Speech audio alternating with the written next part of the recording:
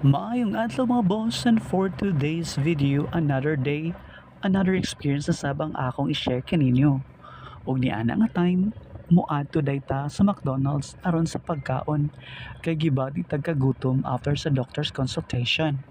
In a few minutes, diretso dayta sa machine aron sa pagpili sa atong kaunon. And then, mipila ta padulong sa cashier. Taas kayang pila pero laban ra man gihapon. Nakabot ra man sa cashier. Atong gidunol ang number ug atong gisulti ang atong gi-order. Pila ka minutes, atong gibayaran ang atong napili nga mapagkaon. Paabot-abot sa ta pila ka minuto.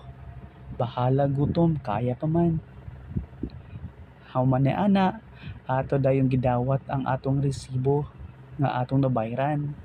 Paabot sa pagkaon, and then, nakuha gid atong pagkaon ug dali ta misaka sa hagdanan padulong sa second floor bit-bit ang pagkaon. Gutom na ko ay kuha na nga tay mga boss. Sa mao to, after ana lingi-lingi din ta panagsa kung asa ta padulong bulingkod aron sa pagkaon. Og nakakita tag lingkuranan. Lingkod dayon diretso og andam na sa bakbakan. Og mula to ako share. Daghang salamat. Bye-bye.